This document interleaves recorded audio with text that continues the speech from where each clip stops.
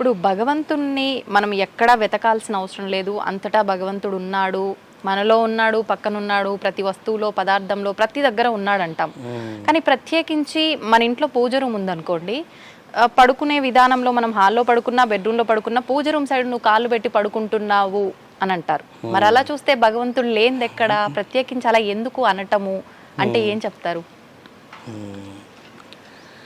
అంటే భగవంతుడు అంతటా ఉన్నాడమ్మా, కానీ మనము అంతటా ఉన్న భగవంతుణ్ణి ఆరాధించడం చాలా కష్టంగా ఉంటుంది. అట్లా కాకుండా నువ్వు ఒక విగ్రహ స్వరూపంగాను, లేదా ఒక పూజా మందిరంగాను, ఒక ఆలయంగాను నువ్వు ఏర్పాటు చేసుకున్నావు అనుకో, ఫస్ట్ నీ భావం మారిపోతుంది. నీ భావము మారిపోతుంది. ఇప్పుడు ఫర్ ఎగ్జాంపుల్ మీరు బయటికి వెళ్ళారు, ఎక్కడెక్కడ తిరిగి వచ్చారు, వెంటనే మీరు టకటకట బెడ్రూమ్లోకి వెళ్ళిపోతారు. కానీ మీరు మీ పూజా మందిరంలోకి వెళ్తారా? వెళ్ళరు. ఎందుకు వెళ్ళడం లేదు?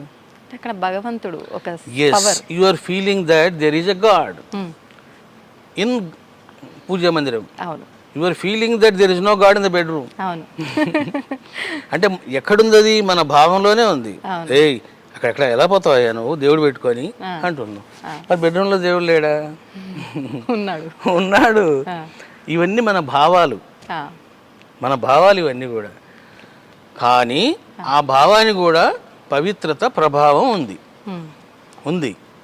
మీరు ఇప్పుడు చూడండి, ఒక చిన్న గదిలో ఉన్నారు.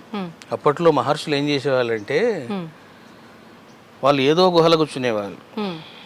అసలు ఎందుకు వీళ్ళు గుహలో కూర్చుంటున్నారబ్బా అని ఆలోచించామనుకోండి, ఒక రహస్యం అది. ధ్యానము కానీ జపము కానీ మీరు ఎంత చిన్న రూమ్ డిసైడ్ చేసుకొని అందులో జపం చేస్తున్నారనుకోండి, ఆ రూములో దైవశక్తి నింపబడుతుంది, వైబ్రేషన్స్ ఎక్కువగా వస్తాయి. మీరు అలా కూర్చోగానే వెంటనే మీరు ధ్యానంలోకి వెళ్ళిపోతారు. అందుకే మనిషికి సుఖాల కంటే, లాభాల కంటే సింపుల్గా ఉండడమే వాడికి ఉత్తమం. మీకు మంచి ఎక్స్పీరియన్స్ చెప్తాను. నేను విశాఖపట్నంలో లెక్చరర్గా పనిచేసేవాడిని. నేను పనిచేసేది 3 గంటలే, 3,000 ఇచ్చేవాళ్ళు. రోజుకు 3 గంటలు 3,000 ఇచ్చేవాళ్ళు. ఆ 3,000తోనే నేను సంసారం చేసేవాడిని. అప్పుడు నేను 1 బెడ్రూమ్ హౌస్ తీసుకున్నాను. ఆ అమ్మాయి ఇట్లా వంట చేసుకునేది, చిన్న హాల్ ఉండేది, ఆ హాల్లో అమ్మాయి పడుకునేది, ఇంకో గది ఉండేది. ఆ గదిలో నేను ధ్యానం చేసేవాడిని. ఆ గదిలో నేను అనుష్ఠానము, ధ్యానము, జపం అన్నీ చేసేవాడిని. కొన్నాళ్ళకి ఏమైందంటే, ఎంత పవర్ఫుల్గా తయారైందంటే ఆ రూము, నేను హాల్లో కూర్చున్నప్పుడు ఒకలా ఉంటాను, లోపలికి పోగానే ఇంకోలాగా ఉంటాను. కొన్నాళ్ళకు నేను అక్కడ కూర్చుంటే చాలా, రూమ్లోకి ఎవరైనా అడుగు పెడితే వాళ్ళ మనసులో మాటలు చెప్పేవాడిని. అబ్బాబ్బాబ్బా ఏం దేవుడో, ఏం పాడో, ఏం గురువులో అని మీరు అనుకుంటూ వచ్చారనుకోండి, నేను అనుకోకుండానే చెప్పేస్తాను ఏం గురువులో, ఏం పాడో అని. అలా చెప్పేవాడిని. అలా చెప్పగానే వాళ్ళు కంగు తినిపోయేవాళ్ళు. ఇదేంటి నా మనసులో మాట చెప్తున్నాడు ఈ స్వామి అని. ఎట్లా నాకు ఆ పవర్ వచ్చింది? వైబ్రేషన్స్. అట్లా మీరు అన్నది మంచి ప్రశ్న. ఇది ప్రతి మనిషి కూడా అమ్మా, దేవుడి గది అన్నది చాలా ఇంపార్టెంట్. మన భావన ప్రకారంగా మనం ఇలా వాడుకలో ఒక నిర్దిష్టంగా అక్కడ ఉన్నాడు అని అంటే, మనం అక్కడ ఉన్నాడు అని చెప్పి అప్పుడైనా పాటిస్తామేమో. అవునవును, ఇది ఒక ఆధారం అని అనుకోవచ్చు దానికి. ఇప్పుడు మనము చేసే కర్మ, మన భావాలు ఆ రూమ్లో ఉంటాయి. ఓకే. నేను ఒకసారి విశాఖపట్నంలో, అరే ఒక మంచి ఇల్లు చూడండి రా బాబు, ఈ పీఠం దూరం అయిపోయింది అని అంటే, మంచి రూమ్ చూస్తాం గురువు గారు అన్నాడు. కూడిపోండి అన్న. దగ్గరలోనే అనమాట. చాలా మంచి ఇల్లు చూశారు. అదంతా వాళ్ళు నీట్గా రంగులు వేశారు, బాగా శుద్ధంగా ఉంచారు. గురువుగారు మీరు చూస్తే అడ్వాన్స్ ఇచ్చేస్తాము అన్నారు. సరే పదండి అన్నాను. సరే వెళ్ళానమ్మా. అందులో ఒక రూమ్ ఉంది, మాస్టర్ బెడ్రూమ్. నేను అందులో కాలు పెట్టినా, అలా తిరిగాను, ఇల్లంతా చూశాను. ఇల్లు అయితే చాలా బాగుందిరా సూపర్ అన్నాను. సాయంత్రం ఇద్దాంలే అడ్వాన్సు, ఇంటికి వచ్చిన. ఇంకా ఇంటికి రాగానే నాకు డ్రింక్ చేయాలి నా కోరిక కలిగింది. ఎందుకనండి? ఆయన చాలా పెద్ద తాగుబోతు. ఓ, మీకు అర్థమైందమ్మా? అతను బీరు తాగడంలో మహాదిట్ట అంట. ఆ వైబ్రేషన్స్ నాకు వచ్చి నన్ను డిస్టర్బ్ చేసినాయి అవి. అప్పుడు నేను చెప్పిన, ఒరే బాబు, ఫోన్ చేసి అతను బీరు తాగే అలవాటు చాలా ఉన్నట్లుంది అంటే ఆయన కనుక్కున్నాడు. ఆయన రోజుకి 3 పూటలు తాగుతాడండి. చూసావమ్మా, అంటే మీకు రెండు చెప్తున్నా, నేను రెండు చెప్తున్నా. స్థలం యొక్క ప్రభావం కూడా మన పైన స్థల ప్రభావం most important, very very important. In which place what you are doing, ఈ రెండు ఇంపార్టెంట్. ఇప్పుడు మీరు అన్నప్పుడు నాకు ఒకటి గుర్తొచ్చింది, ఒక మంచి ఇల్లు చూడరా అని చెప్పి. మంచి అంటే మనం చేసే ప్రతి పనిలో ఒక మంచిని వెతుకుతున్నాం. ఏంటి అసలు మంచి చెడు ఈ అవగాహన ఎలా వస్తుంది? ఇప్పుడు నేనున్నానండి, నాకు ఏది నచ్చితే అదే మంచి. నాకు ఎవరైనా అంతే, వ్యక్తిగతంగా అలానే అనుకుంటారు. అసలు ఏంటి రెండింటి మధ్య వ్యత్యాసం ఏంటి? ఎలా మనం తెలుసుకుంటాము మంచి చెడుని? అదేమ్మా, ఇప్పుడు ఇది ప్రపంచమంతా ఏంటంటే ద్వంద్వాత్మకం, మంచి చెడు రెండూ ఉంటాయి. సో కాబట్టి మనం ఏం చేయాలంటే ఎప్పుడు కూడా మనం మంచి వైపు ప్రయాణం చేయాలి.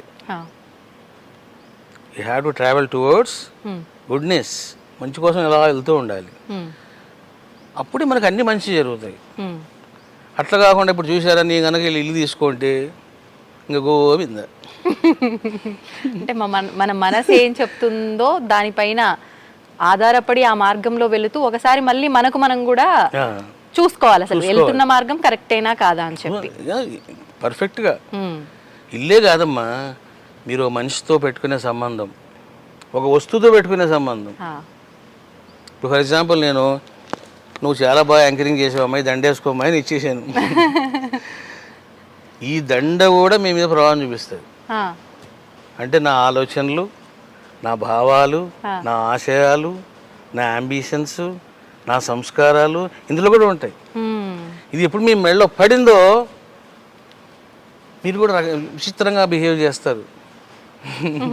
ఏంటి కారణం అంటే ఇదే కారణం, ఆ ప్రభావం ఉంటుంది. ఓకే, అంటే మీరు చెప్పాక నాకు ఒకటి అనిపించింది. అందుకే ఒకరు వాడిన వస్తువులు ఒకరు వాడకూడదు, ఒకరి బట్టలు ఒకరు వాడకూడదు, ఒకరు వాడిన చెప్పులు ఇంకొకరు వాడకూడదు, వాళ్ళ శని మీకు వస్తుంది, ఇలా మాట్లాడుతుంటారు. ఇంగ్లీష్ కూడా తినకూడదు. దానికి వెనకాల ఇదేనా ఇంకేదైనా ఆంతర్యం ఉందంటారా? ఇదే రీజనే. ఇప్పుడు చాలా మంది ఏం చేస్తారంటే, ఏమండి భర్త యొక్క ఉచ్చిష్టం తినాలి అని తింటుంటారు. నన్ను అడిగితే తినొద్దు అంటా నేను. కానీ పురాతన కాలం నుంచి కూడా భర్త తిన్న తర్వాత అదే కంచంలో భార్య తినటము ఇలాంటి ఆచారం ఉంది అని చెప్పి కూడా అంటుంటారు కదా స్వామీజీ. మరి అది ఉందమ్మా. ఇక్కడ ఇంపార్టెంట్ కీలకమైన విషయం ఏంటంటే, నువ్వు అలా తినాలి అంటే ఆ మనిషి యొక్క గొప్ప ప్రభావము, దైవత్వ ప్రభావం ఉండాలి. ఇప్పుడు ఆ రోజు అంతా మహర్షులు, ఋషులు ఎందుకు వాళ్ళు అట్లా చెప్పేవాళ్ళు అంటే, సిద్ధ గురువులు ఎప్పుడైతే వాళ్ళు భోంచేస్తారో వాళ్ళ ఎనర్జీ ఆ అన్నం మెతుకుల్లో ఉంటుంది, ఆ ప్లేట్లో ఉంటుంది.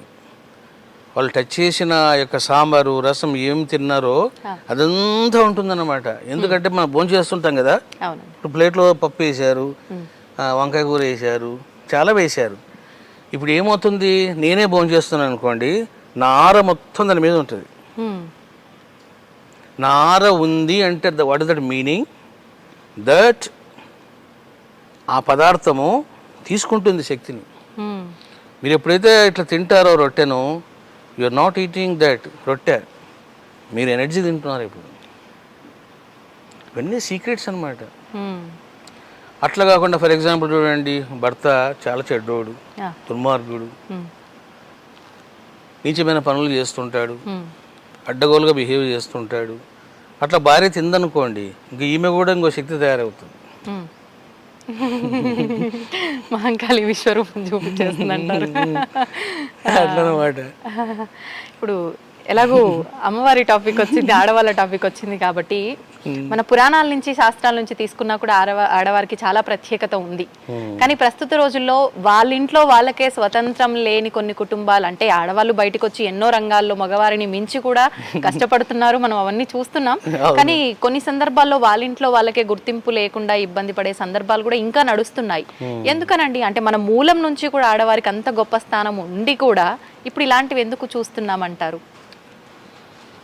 వాస్తవంగా ఋషుల కాలములో పురుషుడు ఎంతటి వాడో స్త్రీ కూడా అంతటిది.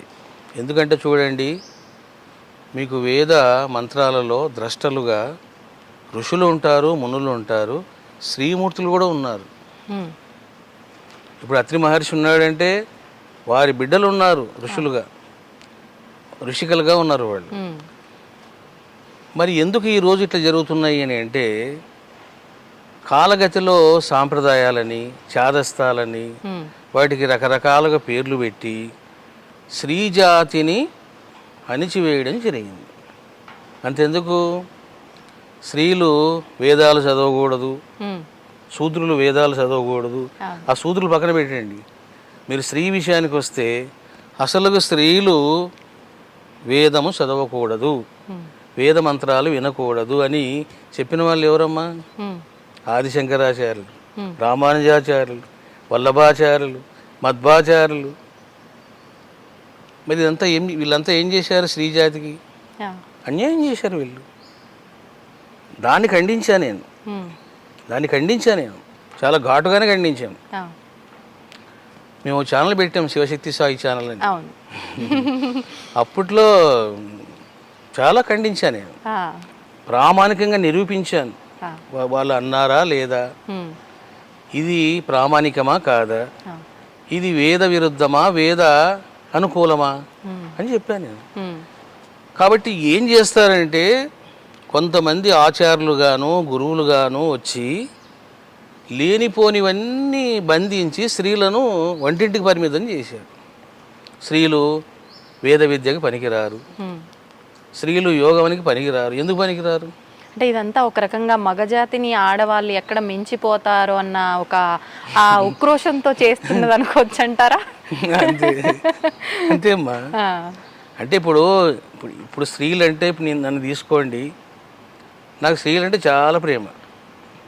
ఎందుకండి ప్రేమ అని అంటే, నాకు జన్మనిచ్చింది ఓ తల్లి. అసలు నాకు గురువు ఎవరు? మాతా పూర్ణానందగిరి యోగిని. నాకు పెట్టిన పిల్లలు ఎవరు? భవానీ, శివాని. చూసారా?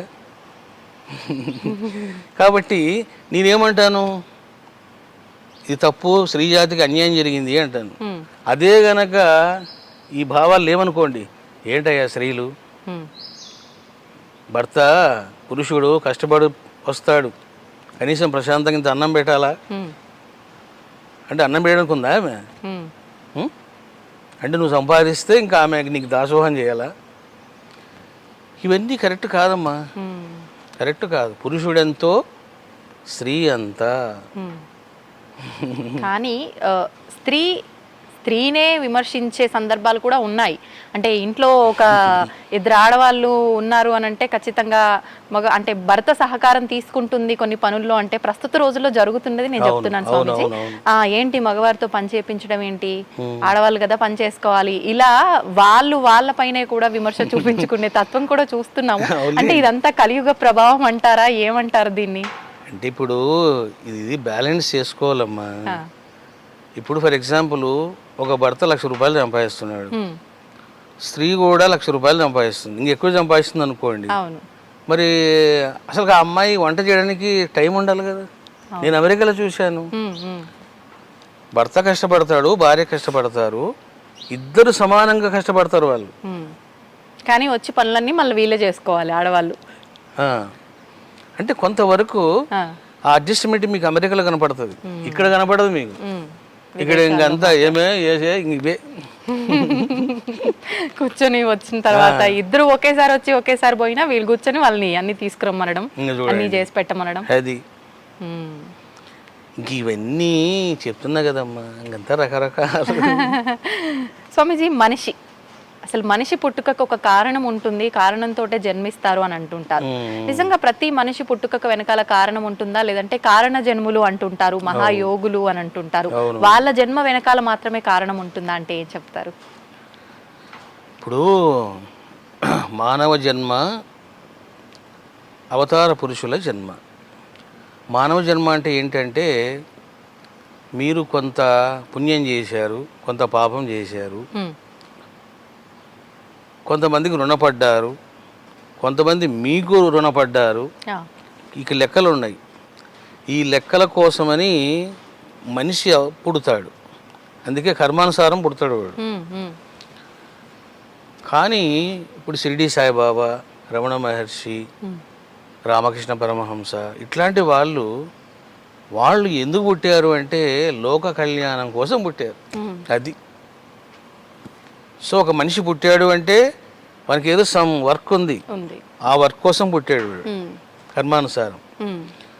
మరి షిరిడి సాయిబాబా ఎందుకు వచ్చాడు, కృష్ణుడు ఎందుకు వచ్చాడు, రాముడు ఎందుకు వచ్చాడు అంటే there is a special purpose. అదే లోక కళ్యాణం. అట్లనమాట. అంటే లోక కళ్యాణము అంటే మంచిని స్ప్రెడ్ చేయడం అనుకోవచ్చా? లోక కళ్యాణం అంటే లోకములోని జనాలంతా సుఖంగా ఎట్లా ఉండాలి, ఎట్లా దైవాన్ని పట్టుకోవాలి, ఎట్లా సద్గుణాలు పెంచుకోవాలి, ఎట్లా పరమానందంలో రమించాలి, ఇది చెప్పేటువంటి మహనీయులు. వాళ్ళని కారణ జన్మలు అంటారు. స్వామీజీ, ఇప్పుడు ప్రతి యుగంలో తీసుకుంటే అంటే రాముడు ఒక యుగంలో మానవ అవతారం తీసుకొని ఇప్పుడు మీరు అన్నట్టుగా లోక కళ్యాణం కోసము, కృష్ణుడు ఒక జన్మ తీసుకొని మానవ జన్మ లోక కళ్యాణం కోసం, మనందరికీ కూడా మంచిని తెలియజేయడం కోసము, ధర్మాన్ని వ్యాప్తం చేయడం కోసమే వచ్చారు. మరి ఈ కలియుగంలో ఏ అవతారంలో అంటే మానవ అవతారంలో భగవంతుడు వచ్చాడా రాలేదా, అంటే వచ్చినా మనం గుర్తుపట్టలేని స్థితిలో ఉన్నామా అంటే ఏం చెప్తారు? అసలు నిజం చెప్పాలంటే అమ్మా, మిగతా యుగాల కంటే కూడా ఇప్పుడు ఈ కలియుగంలోనే చాలామంది అవతార పురుషులు అవతరించారు. ఇప్పుడు మనకు కలియుగం స్టార్ట్ అయ్యి 5100 years అబౌవ్ అవుతుంది. మరి మీకు షిరిడి సాయిబాబా వచ్చాడు, రమణ మహర్షి వచ్చాడు, రామకృష్ణ పరమహంస వచ్చాడు, అక్కలకోట స్వామి వచ్చాడు, గజానన మహారాజు వచ్చాడు, వెంకయ్య స్వామి వచ్చాడు, చీరాల స్వామి వచ్చాడు, తాజుద్దీన్ బాబు వచ్చాడు, ఇంకా ఎంతమంది అవతార పురుషులు వచ్చారు చూడండి. ఈ రకంగా ఈ కలియుగంలో మంచి ఉంటుందమ్మా, చెడు కూడా అట్లే ఉంటుంది. అంటే భగవంతుడు ఒక పర్టికులర్ రూపంలో రాకపోయినా ఇంతమంది రూపంలో ఆ ధర్మాన్ని, ఆ లోక కళ్యాణాన్ని నడిపిస్తున్నాడు. భగవంతుడు అనేవాడు మానవ రూపేనా. అది ఇప్పుడు రాముడు వచ్చాడు, రాముడు కూడా మనలాగే ఉన్నాడు. ఆయన అమ్మా మనిషి రూపంలోనే వచ్చాడు. ఆయన కృష్ణుడు వచ్చాడు, కృష్ణుడు కూడా ఆయన రూపంలోనే ఉన్నాడు. కాబట్టి అంతేగాని మానవునికి మించినటువంటి రూపంలో వాళ్ళు రాలేదే. మనం ఎలా ఉన్నామో, ఎలా మాట్లాడుతున్నామో, ఎలా చూస్తున్నామో అలాగే వచ్చాడు ఆయన కూడా. అంటే మానవ రూపంలోనే వస్తాడు.